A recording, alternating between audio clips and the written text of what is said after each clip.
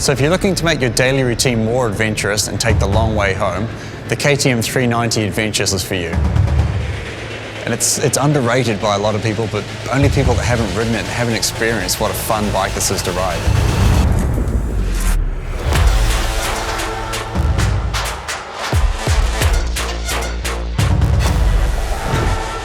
Hi, I'm Chris Birch, and this is the new KTM 390 Adventure. The KTM 390 Adventure is a lightweight adventure travel machine that's the perfect introduction to the extreme world of KTM Adventure. Its power-to-weight ratio, innovative technology, and full-size adventure equipment make it a really good option for those riders looking to get into the world of adventure riding, but in a smaller, easier, more manageable package. So I brought along a friend, someone that's new to the whole KTM Adventure world. Hey Chris. How you doing? So please introduce yourself and explain how you got onto this whole adventure thing. So my name is Dominic and I used to be a road rider, but then I came across your Birchie Approved series that you did on YouTube. Nice. And I was really excited. It looked so much fun to me, and that's why I decided to change to the KTM Adventure world. Cool, man. And what is it about the KTM 390 Adventure that attracted you to this bike? So a friend of mine has a KTM 890 Adventure R, and I gave that bike a try, but I didn't feel really comfortable as I don't have the skills right now to get into a big bike like that one. So the KTM 390 Adventure fits perfectly for me as I feel much more comfortable. Okay, so not quite ready for like the 890, 1290R just yet, exactly. But wanting to kind of step into the whole adventure world, and yeah, good choice. So what are some of the features, some of the aspects of this bike that you like? So first of all, what I really like is the lower seat height, as it gives me more safety when it comes to stopping the bike, as I can put both feet on the ground really safely. That's the most important thing for me. But also like handling the bike when it comes to the power of it. Because in the beginning I felt like maybe it's a bit too less for me to go off the track, but actually this bike gives it everything, and it's super cool to ride. Yeah, the motor on these is actually, it's really good fun. Like it's nice and mellow off the bottom, but when you get further up in the rev range, like there's a lot to play with there, huh? Exactly, yeah. And then what combines it is the cool seating position that you have on the bike. Like it really feels comfortable to go off the track because it gives you so much comfortability. And how do you see yourself using it? Like what's your week on your 390 look like? Well, of course I'm going to use it every day in the summer, like for short-term commuting. But I also want to do like short trips on the weekend, or even maybe going to a 4 or 5 days trek in the summer. Yeah, expedition like the KTM Adventure Rally, something like that. Maybe I'll go give it a try, yeah. Yeah, cool. So Chris, what makes the KTM 390 Adventure such an off-road capable bike? Well, I think one of the real changes for the off-road ability now is there's the option of the spoked wheels. Okay. So a spoked wheel over a cast wheel. The cast wheel, it's a bit more accessible, more sort of street-focused sort of thing. But with the spoked wheel, you're going to get like more compliancy, more bump absorption, and it's going to be stronger, so able to take kind of the hits and the bumps that off-road riding creates. So how are these tires performing off the road? You're not going to want to go straight into a full-on enduro track with these tires. Right. But for what we're going to be doing on the adventure bike world, they're actually really good. So any type of road condition, broken roads, dirt roads, rocky trails and tracks, that sort of thing, they're going to be really good. And this is the sort of scenario where we're using this sort of a bike. We need that versatility and that ability to kind of take on any road, any track that we come across. I saw that we have a WP suspension which is adjustable. Could you please explain how that works? Yeah, sure. So having the externally adjustable suspension, it's actually not so common in this class of motorbikes. So it's a really good feature to have. And you've got externally adjustable suspension on the forks. So you've got your compression dampening on the left and your rebound dampening on the right. So a really good way to remember it, red, right, rebound, RRR. That's a good one. Yeah, so it's nice to be able to sort of quickly dial the bike into the conditions. You can even do it on the fly. Right. On the rear, we've got rebound adjustment and really importantly, preload adjustment as well. So that's really important because we need to keep the balance of the bike correct when we're changing our loads. So if you're taking all your camping gear or a pillion, that sort of thing, we can adjust that suspension to keep the balance of the bike correct, keep the bike handling properly. And this ability to adjust quickly is really important for adventure bikes because we change so much what we do with them. You know, maybe we're commuting during the week, then riding more aggressively and sporty in the weekend, or getting into the off-road. And being able to sort of dial the bike into the conditions quickly is a very, very important thing. One of the things that I like most about the bike is the power to weight ratio. This bike's got a really excellent power to weight ratio for its class. And the big thing is it's a smaller bike, it's a lighter bike. So that balances that sort of power to weight ratio out really well with the 400cc engine. So what's really important for adventure riding though is not, how much peak power the bike makes, but how it delivers that power. So we need a broad spread of power. We need a lot of torque and smooth throttle response off the bottom so we can create the traction off-road, drive out of the turns, that sort of thing. And we also need that top-end power as well. So when you drop it down a gear, high up in the RPM, we can overtake trucks on the hills and lift the front wheel at the times. And there's a lot of fun to be had with this engine. KTM has a lot of experience in the Dakar and in the rally section. Did this experience affect the development of the bike? Why don't you jump on it and I'll show you. So see how you can kind of hold the bike between your knees? It's nice and narrow, and there's absolutely nothing getting in your way. So you've got a lot of maneuverability on the bike, and it's nice, smooth all the way up the side. There's no weird brackets or anything getting in your way, and that allows you to move around the bike and ride it in a really aggressive, sporty sort of a manner. And that ergonomics, that design has come straight from the Dakar. So as the sport of adventure riding continues to change and improve, it's really important that the technology and the technique changes and improves with it. Absolutely. Chris, I saw that this bike has ABS and cornering ABS, but how does that help me when it comes to off-road riding? Yeah, so the early systems of ABS, they were pretty challenging in the off-road, but that's the past, and now we have the present, the new systems with specific off-road ABS, and it works really, really well. So it's single channel ABS, so it's no ABS in the rear. You can lock and slide the back end, use it to tighten your line, set the bike into the turns. But with the ABS is still going to be functioning in the front, but with a setting that's specific for off-road riding. So it's going to allow more slip, more dig than it will in street ABS. But if it senses too much, if the front starts to lock, the front starts to slide, it's going to engage the ABS, and you're going to be able to continue around your corner. It takes a bit of figuring out, it takes a while to learn to adapt your technique and to trust the ABS system, but once you do, that off-road ABS is really powerful. It works better than me. That sounds amazing. But what happens when the bike's starting to stall? Yeah, so in the older systems, every time you stall the motor, the ABS would default back to street mode, which could be quite frustrating in an off-road situation.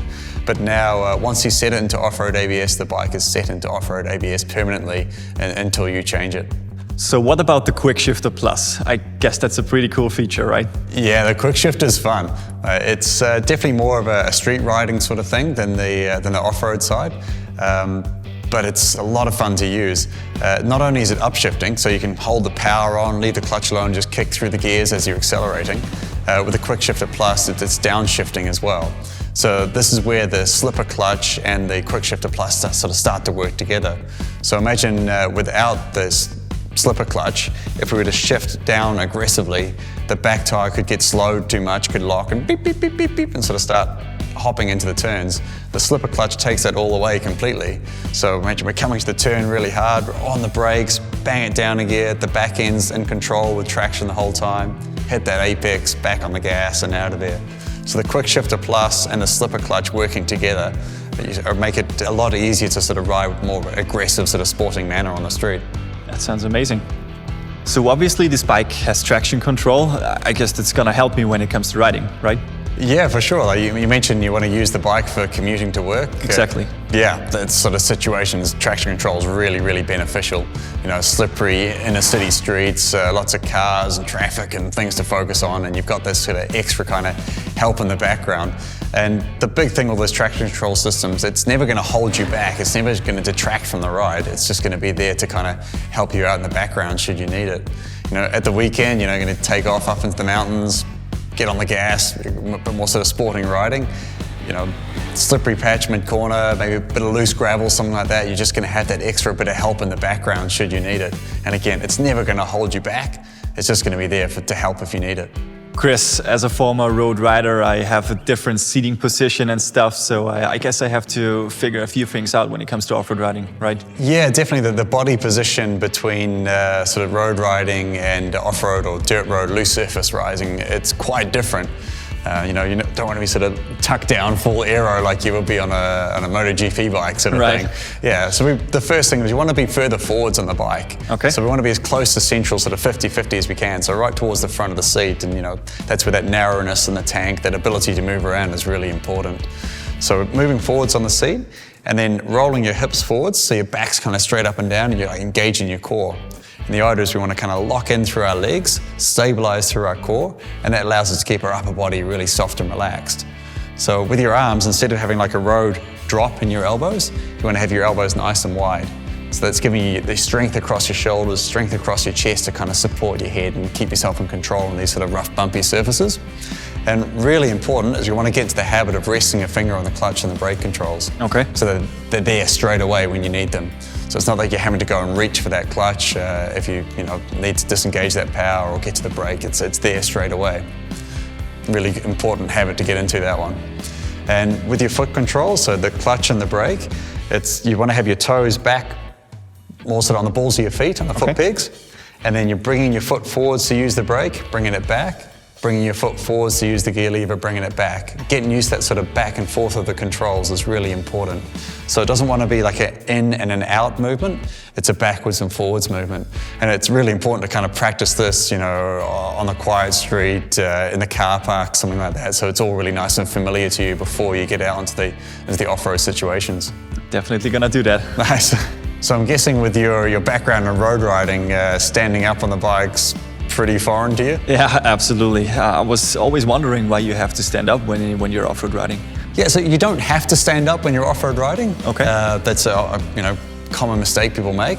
But there's definitely times where it's beneficial. So if the trail's really rough, it's bouncing you around the place, it's nicer to stand up. You have more sort of influence on the bike. Right. And it can kind of help isolate you from the bumps and the terrain a bit more. When it's slippery, low traction, that sort of situation, it's a benefit. But it's really important if we're doing the standing up thing that we're doing it right. Yeah. Yeah. Can you show me how to do it right? Absolutely, yeah. So really important, the first thing to start off with is that your shins, your lower legs, straight up and down. So we don't want to be kind of standing like this with our knees forwards. That's going to make it really hard on your legs, really hard on your glutes, and kind of put you out of balance. Okay. So the lower leg, your shins straight up and down. That's it. So you're locking into the bike with your knees, you can sort of hold the bike with your knees. And then from there, we want to kind of hinge through your hips. So you're pushing your hips backwards, basically sticking your butt out the back and allowing that bend to come into your knees. So it's from there into there. And again, the elbows come out nice and wide. Yeah, head up, looking down the trail. Yeah, that looks really good. You sure you've not done this before? No. You're looking good, man. Thanks. So Chris, what about the braking? When I'm going on the road, the ground's like solid and then everything's ready for me to brake. But if I'm going off the road, do I have to think about anything specific when it comes to braking? Yeah, it's a pretty important skill to master for sure. I think one of the big changes between more sort of street braking and off-road braking is we're using a lot more rear brake, a lot of reliance on the rear brake when we're braking in the off-road. Okay. And a good way to think about it is the rear brake is there to stabilize the bike, stop all the weight coming forwards, holding the bike in a straight line. So the back brake's main job is to stabilize you. The front brake's job is to slow you down. Okay. So when we're braking, we want to bring our foot forwards so you're just braking with the end of your boot, so basically with your toes, not moving your foot all the way forwards and braking with like the ball of your foot. We don't want to be using the rear brake pedal like a third foot peg. So you're still sort of locking into that foot peg and then using that toes on the brake pedal. And we want to have a nice sort of smooth feeling for that back wheel. We're not locking it up and sliding it, but just nice gentle control of that back brake. The front brake, smooth rolling into that front brake pressure. And the really good thing to remember, you've got this off-road ABS. If you do reach the limits of that front brake, of the traction in that front brake, the ABS is going to fix it. So it's really good to sort of get that confidence going and being more aggressive with that front brake and learning to kind of trust that ABS system. For your body position, we're kind of rolling the hips back. So you're kind of rolling your hips back a bit more and you can push your chest further back. Not excessively, just kind of coming from there into there. And the big thing is like learning to trust that off-road ABS, that you can really squeeze on that lever and get the bike to slow down and sort of aggressive as quickly as you can. So I did hit some corners on the dirt. Do you have any advice for me when it comes to cornering on off-road? Yeah, I understand where you're coming from for sure. I had a big problem when I got into adventure riding trying to learn all the road style. So, as a dirt bike guy getting into adventure, I had to try and figure out, the whole road technique, and that does not work in the off-road at all. Right. So imagine in a left-hand corner on the road, we're dropping our elbow, we're tipping in with the head, leaning into the corner.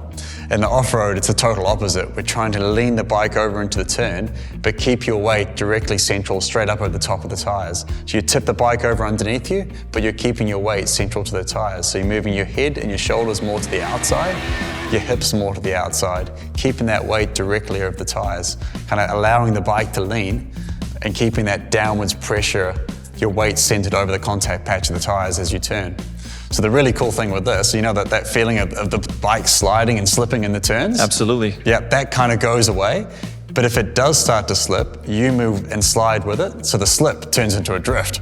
And drifts are really fun. Yeah, they are. Cool, so with the right technique and all this technology, I think you're going to be in for a lot of fun. For sure, we all want to go for a long distance drive. Are there any specific parts that you might recommend to us? Yeah, I think the number one would be the engine protection. So the good thing with that, especially when you're more new to off-road, is that you're straight into extra confidence, so that the bike's equipped, so when you're going to sort of difficult terrain, you're not having to worry about damaging the motorbike, and you get your line a bit wrong, you stump out on a rock, it's not going to be that big a deal. In that same vein, the extra hand guards, the hand protection. If you drop the bike, it's going to protect your levers, pushing through the bushes, stones, that sort of thing. Extra protection for your hands. You combine that with the engine protection, the bike's going to be pretty well looked after. For sure, we all going to take a lot of gear with us. How do we store the gear properly on the bike? Yeah, for me, I much prefer the fabric of the soft luggage over the aluminium boxes. I think that's much more suitable for off-road riding. And KTM make a good sort of side bags and a tail bag. You put all those together, you're going to have more than enough storage space for everything that you need to take on a journey like that. Last but not least, motorcycle riders, we all love sound. What would you recommend for the sound? Yeah, the Akrapovic slip-on, it's a nice addition. It makes the bike sound really good. Lighter weight exhaust and maybe a little bit more horsepower as well. So really nice addition you can make to the bike. So there's a huge amount of power parts available for the KTM 390 Adventure, and you can really use these to customize the bike, get the bike set up for your style of adventure riding, and really make the bike your own. All right, man, thanks for joining us today, and I hope you have a heap of fun sort of discovering the whole world of adventure riding. Absolutely. Thank you so much, Chris. No worries. See you soon. So at the start of this, we asked what makes the KTM 390 Adventure such a great entry into the world of adventure bike riding.